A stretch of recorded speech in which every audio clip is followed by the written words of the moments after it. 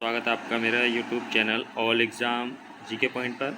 और आज की इम्पोर्टेंट वीडियो है जो उत्तराखंड एग्ज़ाम पेपर पर आधारित प्रैक्टिस सेट है, जिसमें आपको लगभग 50 क्वेश्चन मिलेंगे। कुछ मौखिक रूप से बताए जाएंगे आपको और कुछ आप लोगों से मालूम किए जाते हैं। तो वीडियो को जल्दी जल्दी शेयर कर दीजिए भाई अपने दोस्तों पर। सभी लाइव क्लास है आपकी, लगभग आपको 50 क्वेश्चन मिलेंगे, जिसमें हिंदी, उत्तराखंड और all over GS, computer, reasoning के क्वेश्चन होते हैं। पूरा प्रैक्टिस सेट जो बनाया गया है, प्रैक्टिस सेट यूके पीसीएस पर आधारित जो एग्ज़ाम हुए हैं उन पर आधारित प्रैक्टिस सेट बनाया गया है, क्योंकि यूके पीसीएस में इस तरीके के क्वेश्चन अधिकतर मालूम किए जाते हैं। तो जल्दी जल्दी वीडियो को शेयर कर दीजिए भाई। सभी का वेलकम है आपका लाइव क्लास में, सभी का वेलकम है लाइव क्लास में। नमस्कार। तो स्टार्ट करते हैं भाई। देखिए, पहला क्वेश्चन है, अलंकार कितने प्रकार के होते हैं? ए ऑप्शन है 2, बी ऑप्शन है 3, सी ऑप्शन है 5, डी ऑप्शन है 7। बताइए जल्दी भाई, जवाब दीजिए। अलंकार कितने प्रकार के होते हैं? तो कुछ के जवाब सही आ रहे हैं यहाँ पर, कुछ अलग बता रहे हैं। तो देखिए, इसका सही आंसर है बी वाला। ठीक है, देखिए दो मुख्य रूप से होते हैं, क्योंकि कुछ दो पे जा रहे थे। देखिए, एक होता है शब्द अलंकार, एक अर्थालंकार, इसके अलावा एक और होता है उभय अलंकार। ठीक है, तो अलंकार कितने प्रकार के होते हैं? 3 प्रकार के होते हैं। नेक्स्ट क्वेश्चन है, अब अली रही गुलाब में अपत कटीली डार, इस पंक्ति में कौन सा अलंकार है? ए ऑप्शन है उपमा अलंकार, बी ऑप्शन है उत्प्रेक्षा अलंकार, सी ऑप्शन है अनियोक्ति अलंकार और डी ऑप्शन है अतिशयोक्ति अलंकार। बताइए जल्दी। अब अली रही गुलाब में अपत कटीली डार, इस पंक्ति में कौन सा अलंकार है? तो जल्दी आप दीजिए भी सभी।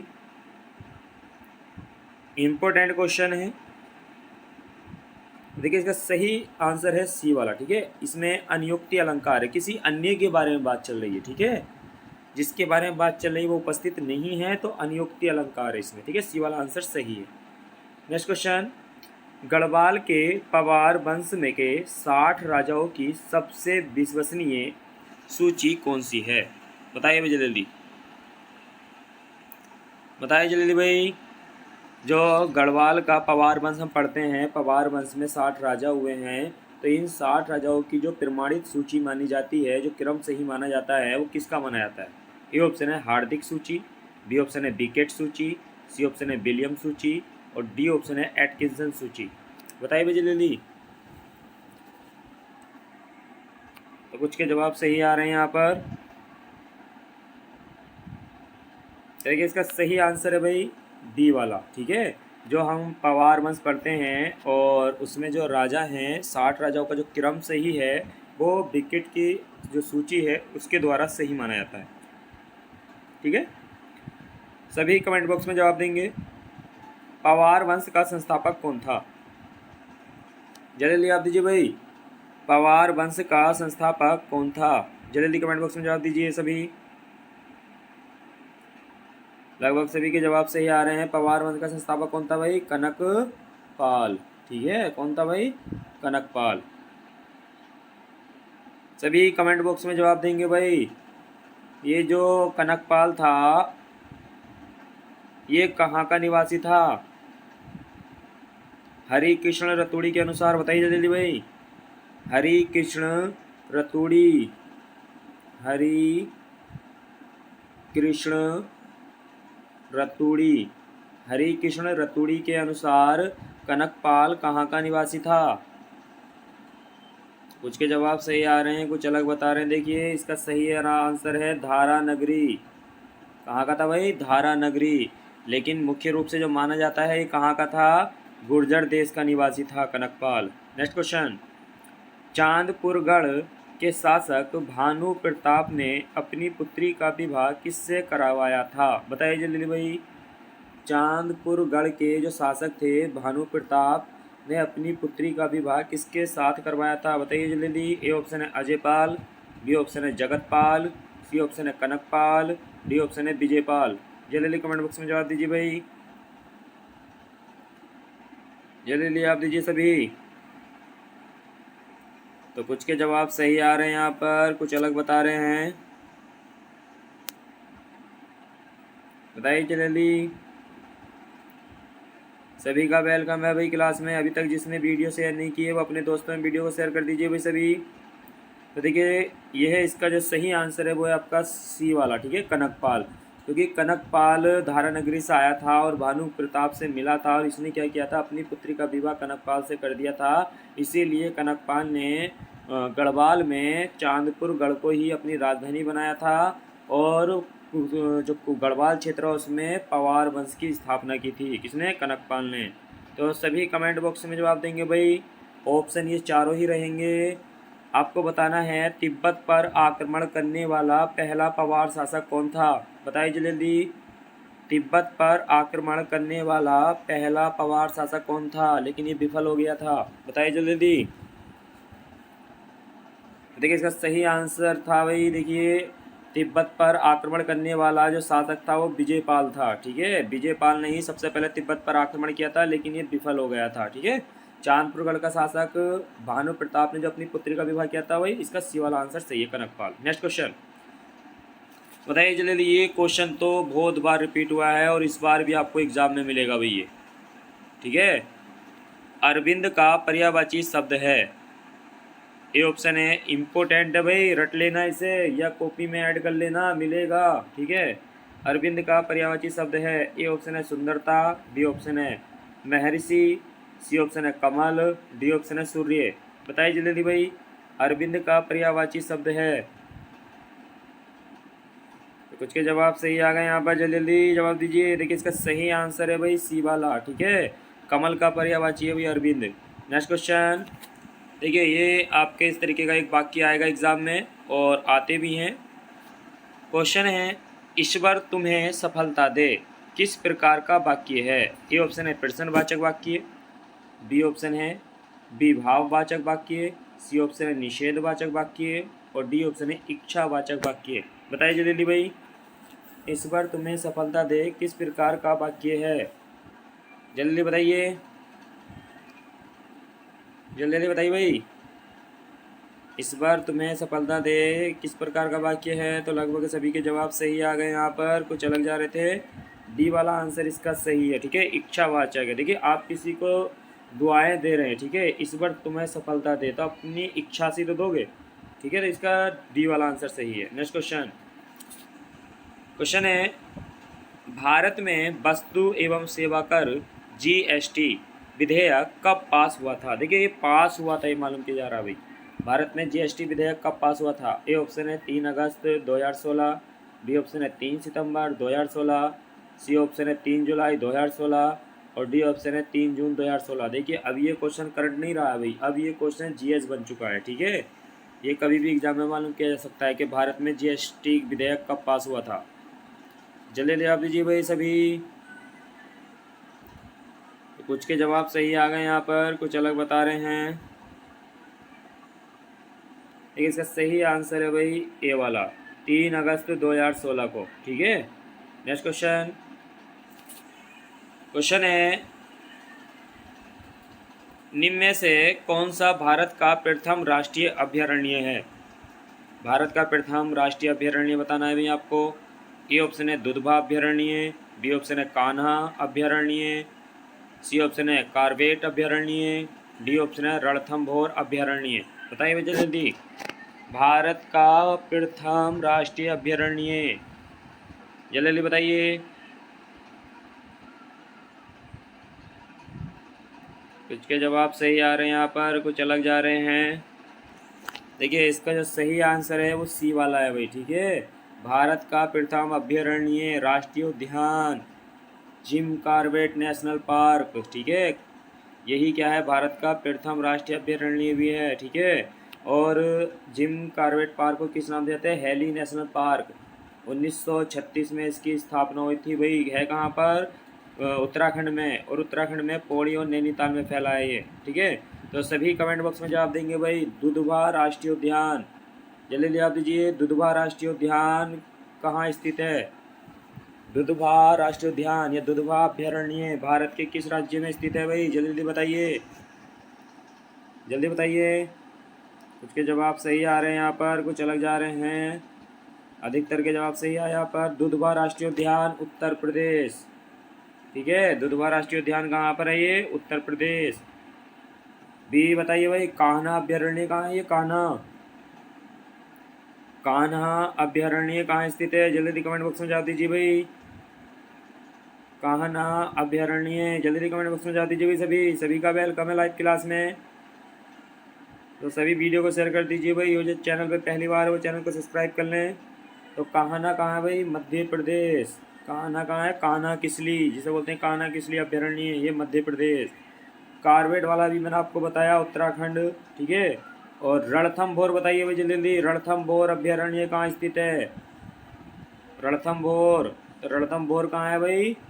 जल्दी कमेंट बॉक्स में जवाब दीजिए सभी। रणथंभौर राजस्थान। ठीक है, कहाँ है? राजस्थान में स्थित है। नेक्स्ट क्वेश्चन, भारत की आज़ादी के समय इंग्लैंड का प्रधानमंत्री कौन था?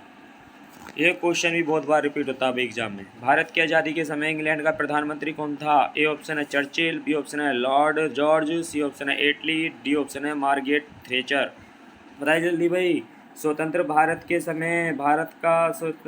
के समय इंग्लैंड के प्रधानमंत्री कौन थे? जल्दी बताइए।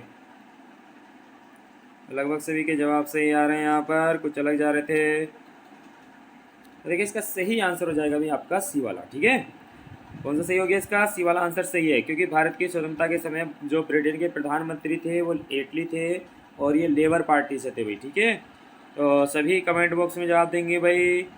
भारत छोड़ो आंदोलन के समय ब्रिटेन के प्रधानमंत्री कौन थे? भारत छोड़ो आंदोलन के समय ब्रिटेन के प्रधानमंत्री 1942। बताइए जल्दी जल्दी। 9 अगस्त 1942 को भारत छोड़ो आंदोलन शुरू किया गया था। उस समय ब्रिटेन के प्रधानमंत्री कौन थे? तो कौन थे भाई? विंस्टन चर्चिल थे। ठीक है, नेक्स्ट क्वेश्चन, ये भी इम्पोर्टेंट क्वेश्चन है भाई आपका। एग्जाम में ये भी रिपीट ही होता रहता है हर बार, इस बार भी आपको मिलेगा एग्जाम में। किसे कंप्यूटर का जनक कहा जाता है? ए ऑप्शन है ब्लेस पास्कल, बी ऑप्शन है चार्ल्स बेबेज, सी ऑप्शन है जैक किलवी और डी ऑप्शन है जॉन वार्डिन। बताइए जल्दी भाई। जॉन वार्डिन, जल्दी बताइए।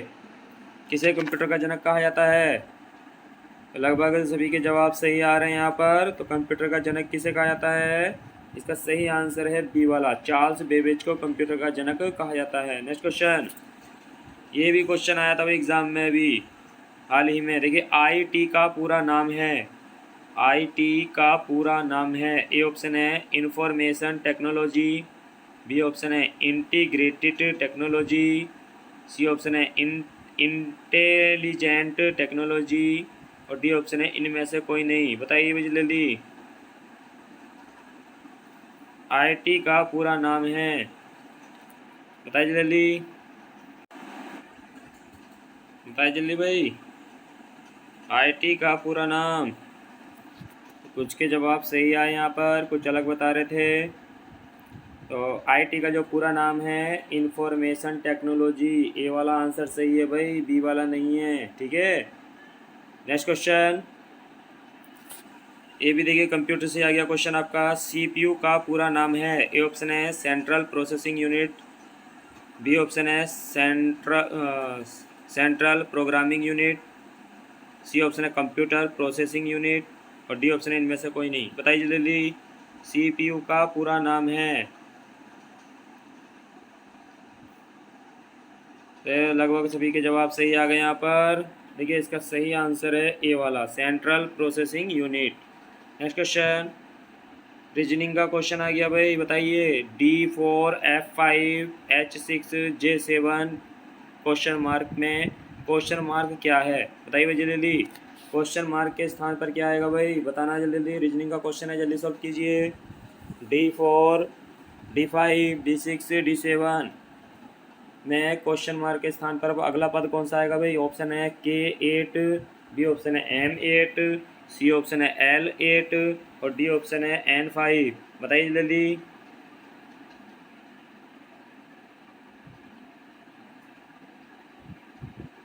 लगभग सभी के जवाब सही आ गए। यहाँ पर कुछ अभी कर रहे हैं, तो देखिए इसका सही आंसर है सी वाला। ठीक है, देखिए यहाँ पर क्या है, एक पद माइनस, देखिए इसमें क्या किया जा रहा है, एक प्लस किया जा रहा है।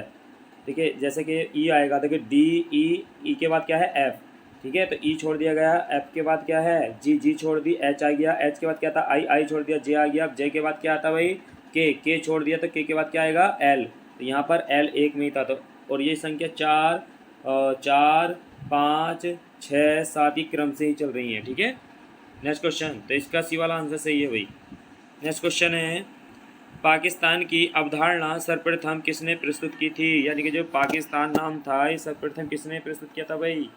ए ऑप्शन है मोहम्मद इकबाल, बी ऑप्शन है मोहम्मद अली जिन्ना, सी ऑप्शन है चौधरी रहमत अली, और डी ऑप्शन है रियाकत अली खां। बताइए जल्दी भाई सॉरी, बताइए जल्दी जल्दी, पाकिस्तान की अवधारणा सर्वप्रथम किसने प्रस्तुत की थी भाई? कुछ के जवाब आ रहे हैं सही, यहाँ पर कुछ अलग जा रहे हैं। देखिए इसका सही आंसर है भाई चौधरी रहमत अली। ठीक है, मोहम्मद अली जिन्ना नहीं है भाई। ठीक है, पाकिस्तान की जो अवधारणा सर्वप्रथम प्रस्तुत की थी, यानी कि जो नामकरण की जो नामकरण है वो चौधरी रहमत अली के द्वारा दिया गया है। ठीक है, नेक्स्ट क्वेश्चन, देखिए ये भी आपका रीजनिंग का क्वेश्चन आया भाई। देखिए कौन सा शब्द डेवलपमेंट शब्द के अक्षरों से नहीं बनाया जा सकता? कौन सा एक शब्द डेवलपमेंट शब्द के अक्षरों से नहीं बनाया जा सकता? बताइए, चार ऑप्शन दिए गए हैं आपको, बताइए बताइए जल्दी, चार ऑप्शन है आपके सामने। इन अक्षरों का प्रयोग करके कौन सा शब्द नहीं बनाया जा सकता? जल्दी बताइए भाई। कुछ के जवाब सही आ गए, यहाँ पर कुछ अलग हैं। कौन सा अक्षर नहीं बनाया जा सकता? तो इसका सही आंसर है भाई डी वाला। ठीक है, अब देखिए ऐसे जब क्वेश्चन आते हैं तो आपको क्या देखना है, ऑप्शन में वो ऑप्शन देखना है जो अक्षर, देखिए जैसे इसमें डी वाले में ए दे रखा है। ठीक है, ए दे रखा है इसमें, लेकिन इस डेवलपमेंट में कहीं भी ए का प्रयोग नहीं किया गया है। इसका मतलब डेवलपमेंट से प्रयोग से डी वाला शब्द नहीं बनाया जा सकता है। ठीक है, इसका डी वाला आंसर सही है। नेक्स्ट क्वेश्चन, संविधान के किस भाग में संविधान संशोधन की प्रक्रिया का उल्लेख है? बताइए जल्दी भाई, संविधान के किस भाग में संविधान संशोधन की प्रक्रिया का उल्लेख है? ए ऑप्शन है भाग 3, बी ऑप्शन है भाग 4, सी ऑप्शन है भाग 20, और डी ऑप्शन है भाग 21। बताइए, सेक्शन जो बोलते हैं, सेक्शन भाग को ही बोलते हैं। ठीक है, बताइए जल्दी, कुछ के जवाब सही आ गए यहाँ पर, जल्दी आप दीजिए भाई। तो देखिए इसका सही आंसर है वो सी वाला आंसर सही है। ठीक है, भाग 20 में भारतीय संविधान संशोधन की जो प्रक्रिया का उल्लेख है वो किस में है भाई? भाग 20 में है। सभी कमेंट बॉक्स में जवाब देंगे भाई। भारतीय संविधान का में जो संशोधन किया जाता है वो किस अनुच्छेद के द्वारा किया जाता है भाई? जल्दी आप दीजिए। भारतीय संविधान में जो संशोधन किया जाता है वो किस अनुच्छेद के द्वारा किया जाता है? बताइए जल्दी। लगभग सभी के जवाब सही आ गए यहाँ पर। तो देखिए संविधान में संशोधन किया जाता है वो अनुच्छेद 368 के द्वारा किया जाता है भाई। ठीक है, अनुच्छेद 368 के द्वारा संविधान में संशोधन किया जाता है। सभी कमेंट बॉक्स में जवाब देंगे। हमारे जो मौलिक अधिकार हैं, मौलिक अधिकारों का जो उल्लेख है वो किस अनुच्छेद में, सॉरी किस भाग में है भाई? मौलिक अधिकारों का जो उल्लेख है वो किस भाग में किया गया है? जल्दी कमेंट बॉक्स में जवाब दीजिए सभी। तो मौलिक अधिकारों का जो उल्लेख किया गया है भाई, इसका ए वाला आंसर सही हो जाएगा। देखिए, ठीक है, सॉरी देखिए यहाँ पर जो मौलिक अधिकार हैं भाग 3 में किसका है भाई? मौलिक अधिकार। ठीक है, भाग 3 में क्या है? मौलिक अधिकार है, और भाग 4 में क्या है? राज्य के नीति निर्देशक सिद्धांतों का उल्लेख है भाई। ठीक है, तो इसका जो सही आंसर है संशोधन की जो प्रक्रिया किस भाग में है? भाग 20 में है। नेक्स्ट क्वेश्चन, उच्चतम न्यायालय ने संविधान के मूल ढांचे का सिद्धांत किस बाद में प्रतिपादित किया था? बताइए भाई जल्दी, कौन सा वाद था जिसमें सुप्रीम कोर्ट ने मूल ढांचे का सिद्धांत प्रतिपादित किया था? ए ऑप्शन है बलवंत राय मेहता बेनाम पंजाब राज्य, बी ऑप्शन है अशोक मेहता बेनाम केरल राज्य, सी ऑप्शन है केशवानंद भारती बेनाम केरल राज्य, और डी ऑप्शन है इनमें से कोई नहीं। देखिए इम्पोर्टेंट है, वेरी वेरी इम्पोर्टेंट है। ये क्वेश्चन आपको मिलेगा एग्जाम में भाई कि उच्चतम न्यायालय ने संविधान के मूल ढांचे का सिद्धांत किस बात में प्रतिपादित किया था? तो कुछ के जवाब सही आ गए यहाँ पर। सब देखिए जल्दी जवाब दीजिए। देखिए इसका सही आंसर है भाई सी वाला, ठीक है, केशवानंद भारती बेनाम केरल राज्य। ठीक है, केशवानंद भारती बेनाम केरल राज्य के द्वारा ही उच्चतम न्यायालय ने संविधान के मूल ढांचे का सिद्धांत दिया था। सभी कमेंट बॉक्स में जवाब देंगे। केशवानंद भारती बेनाम केरल राज्य बाद कब हुआ था? जल्दी जल्दी बताइए भाई। केशवानंद भारती बेनाम केरल राज्य, जिसमें कहा गया कि प्रस्तावना संविधान का अंग है और इसमें संशोधन किया जा सकता है। तो कब हुआ था भाई? 1973। ठीक है, 1973। 1973, ठीक है। केशवानंद भारती बेनाम केरल राज्यवाद कब हुआ था? 1973 में हुआ था भाई। नेक्स्ट क्वेश्चन, परोपकार में प्रयुक्त संधि का नाम है। परोपकार में प्रयुक्त संधि है भाई, बताइए। ए ऑप्शन है विसर्ग संधि, बी ऑप्शन है गुण संधि, सी ऑप्शन है वृद्धि संधि, और डी ऑप्शन है यण संधि। बताइए जल्दी, परोपकार में कौन सी संधि है? बताइए जल्दी। कुछ के जवाब सही आ गए यहाँ पर, कुछ अलग बता रहे हैं। देखिए पर प्लस उपकार, ठीक है, पर प्लस उपकार तो क्या होगा? परोपकार। तो ये देखिए इसमें कौन सी संधि है? इसका सही आंसर है बी वाला, ठीक है। परोपकार में कौन सी संधि है? गुण संधि है भाई, ठीक है। नेक्स्ट क्वेश्चन, गौतम बुद्ध को किस नदी के किनारे ज्ञान प्राप्त हुआ था? बताइए जल्दी भाई। गौतम बुद्ध को किस नदी के किनारे ज्ञान प्राप्त हुआ था? ए ऑप्शन है सोन नदी, बी ऑप्शन है फल्गु नदी, सी ऑप्शन है मोहना नदी, और डी ऑप्शन है महानंदा नदी। बताइए जल्दी भाई, गौतम बुद्ध को किस नदी के किनारे ज्ञान प्राप्त हुआ था? तो कुछ के जवाब सही आ गए यहाँ पर, कुछ अलग बता रहे हैं। जल्दी जल्दी आप दीजिए, जल्दी जल्दी आप दीजिए भाई। बताइए जल्दी। देखिए इसका सही आंसर है भाई बी वाला, ठीक है, फाल्गु नदी। ठीक है, फाल्गु नदी के किनारे ही गौतम बुद्ध को ज्ञान प्राप्त हुआ था। सभी कमेंट बॉक्स में जवाब देंगे। गौतम बुद्ध को किस वृक्ष के नीचे ज्ञान प्राप्त हुआ था? जल्दी जल्दी आप दीजिए। गौतम बुद्ध को किस वृक्ष के नीचे ज्ञान प्राप्त हुआ था? लगभग सभी के जवाब सही आ रहे हैं यहाँ पर, पीपल। ठीक है, किस वृक्ष के नीचे? छोटी की मात्रा आएगी, बड़ी की मात्रा आएगी, ठीक है, पीपल। ठीक है, पीपल के वृक्ष के नीचे ज्ञान प्राप्त हुआ था। नेक्स्ट क्वेश्चन, गौतम बुद्ध की माँ का नाम क्या था? बताइए जल्दी जल्दी। गौतम बुद्ध की माता का नाम क्या था? जल्दी जल्दी बताइए। ए ऑप्शन है राधा, बी ऑप्शन है महामाया, सी ऑप्शन है यशोदा, डी ऑप्शन है त्रिशला। बताइए जल्दी, गौतम बुद्ध की माँ का नाम क्या था भाई? बताइए जल्दी। तो कुछ के जवाब सही आ गए यहाँ पर। तो इसका देखिए बी वाला आंसर सही है, महामाया। ठीक है, जो गौतम बुद्ध के जन्म के 7वें दिन ही की मृत्यु हो गई थी। नेक्स्ट क्वेश्चन, पंचवर्षीय योजना के इतिहास में भारत की सर्वाधिक असफल योजना किसे माना जाता है? बताइए भाई, सबसे असफल योजना कौन सी थी भारत की? ए ऑप्शन है 5वीं पंचवर्षीय योजना, बी ऑप्शन है 4थी पंचवर्षीय योजना, सी ऑप्शन है द्वितीय पंचवर्षीय योजना, और डी ऑप्शन है आपका तृतीय पंचवर्षीय योजना। बताइए जल्दी।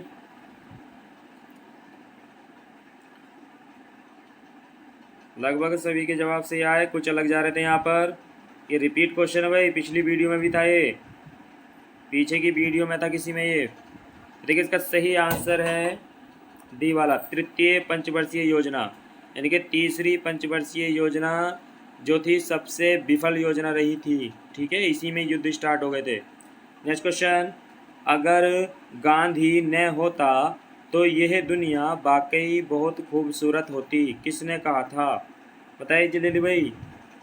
अगर गांधी न होता तो यह दुनिया वाकई बहुत खूबसूरत होती, किसने कहा था? ए ऑप्शन है लॉर्ड इरविन, बी ऑप्शन है लॉर्ड बेबल, सी ऑप्शन है लॉर्ड माउंटबेटन और डी ऑप्शन है लॉर्ड विलिंगडन।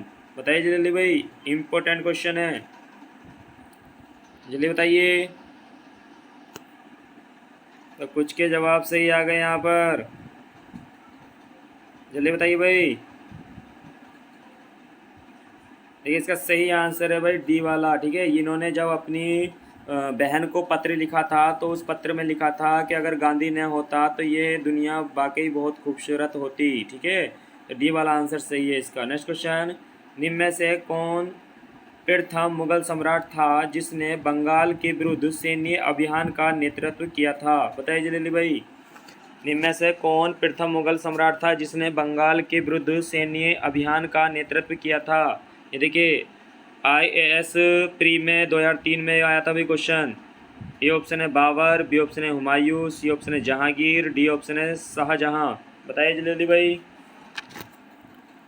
जल्दी जल्दी आप देंगे। जिसने बंगाल के विरुद्ध सैन्य अभियान का नेतृत्व किया था, तो देखिए इसका सही आंसर है भाई बी वाला, हुमायूं। ठीक है, ये बी वाला सही है, हुमायूं इसका। ठीक है, नेक्स्ट क्वेश्चन, ये जब हुमायूं बंगाल अभियान से लौटकर आ रहा था तभी तो शेरशाह सूरी ने इस पर आक्रमण किया था। नेक्स्ट क्वेश्चन, हल्दी घाटी के युद्ध में महाराणा प्रताप की सेना के सेनापति कौन थे? वेरी वेरी इंपॉर्टेंट क्वेश्चन भाई। हल्दी घाटी 1576 महाराणा प्रताप और अकबर के बीच ये युद्ध हुआ था। तो इस युद्ध में महाराणा प्रताप का जो सेनापति था वो कौन था भाई? ए ऑप्शन है अमर सिंह, बी ऑप्शन है मान सिंह, सी ऑप्शन है हकीम खान या डी ऑप्शन है आपका शक्ति सिंह। बताइए जल्दी भाई, हल्दी घाटी के युद्ध में महाराणा प्रताप की सेना के सेनापति कौन थे? अमर सिंह, मान सिंह, हकीम खान और शक्ति सिंह। बताइए जल्दी, बताइए जल्दी।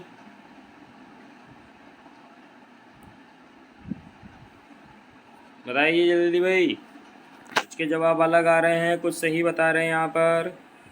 देखिए इसका सही आंसर है भाई सी वाला। ठीक है, ये हकीम खान या कहीं लिखा हुआ आता है हकीम खां, ये क्या थे?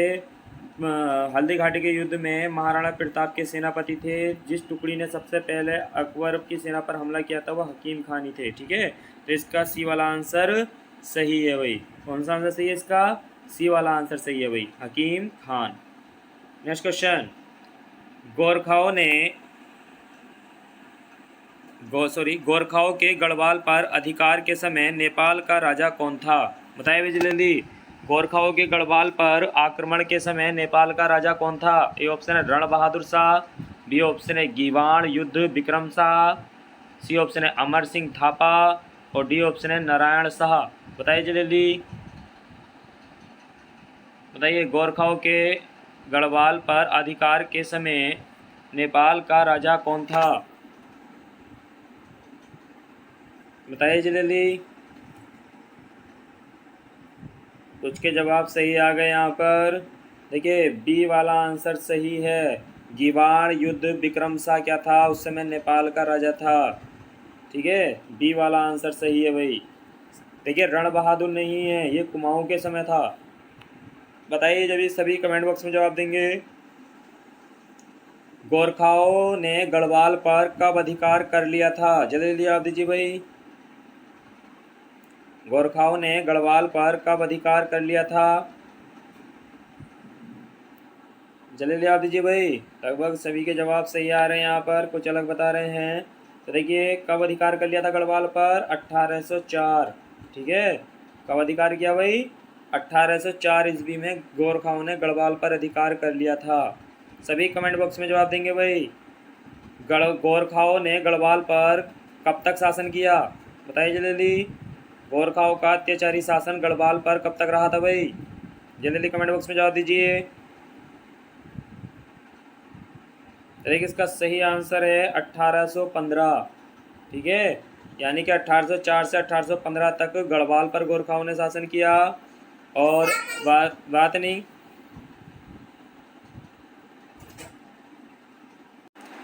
बातें नहीं करनी है भाई कमेंट बॉक्स में। ठीक है, पढ़ाई से संबंधित ही कमेंट्स किया करें। ठीक है, अब बात आती है, देखिए कुमाऊं पर कब किया था भाई, सभी जवाब देंगे। कुमाऊं पर गोरखाओं ने कब शासन किया था? कुमाऊं पर गोरखाओं ने कब शासन किया था भाई? तो लगभग सभी के जवाब सही आ गए यहाँ पर। 1790 से लेकर 1815 तक। ठीक है, 1790 से लेकर 1815 तक कुमाऊं पर गोरखाओं ने अधिकार किया था, शासन किया था। नेक्स्ट क्वेश्चन, संविधान के भाग 1 में निम्न में से किसका वर्णन है? ए ऑप्शन है संघ और उसका राज्य क्षेत्र, बी ऑप्शन है नागरिकता, सी ऑप्शन है मूल अधिकार, डी ऑप्शन है राज्य के नीति निर्देशक तत्व। बताइए बिजली, संविधान के भाग 1 में निम्न में से किसका वर्णन है?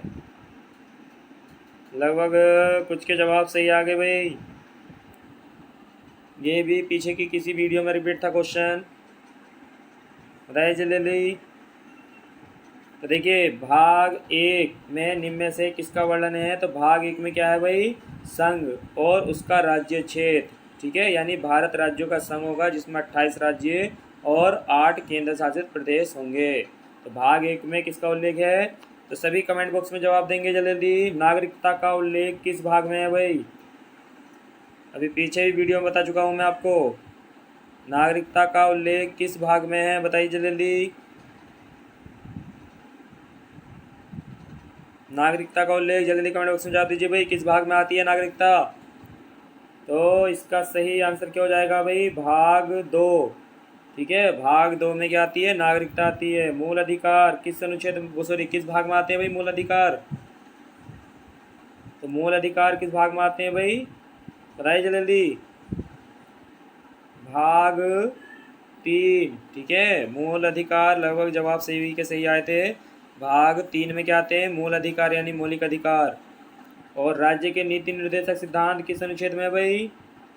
सॉरी, राज्य के नीति निर्देशक सिद्धांत किस भाग में है? जल्दी कमेंट बॉक्स में जवाब दीजिए सभी। तो भाग 4 में है भाई। नेक्स्ट क्वेश्चन, स्वतंत्र भारत के पहले गवर्नर जनरल कौन थे? ए ऑप्शन है सरदार वल्लभ भाई पटेल, बी ऑप्शन है माउंट बेटन, सी ऑप्शन है राजगोपालाचारी, डी ऑप्शन है डॉक्टर राजेंद्र प्रसाद। बताइए भाई जल्दी जल्दी, स्वतंत्र भारत के पहले गवर्नर जनरल कौन थे? स्वतंत्र भारत के पहले गवर्नर जनरल कौन थे?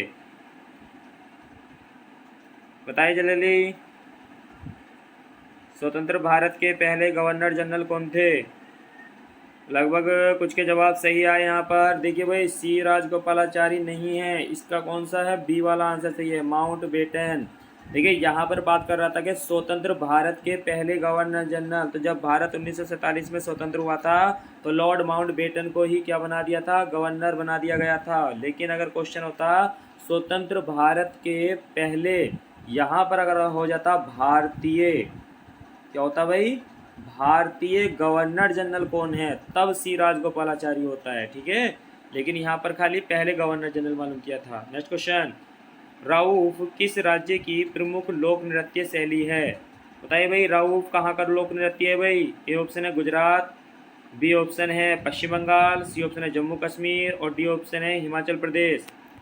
बताइए जल्दी जल्दी, राउफ किस राज्य की प्रमुख लोक नृत्य शैली है?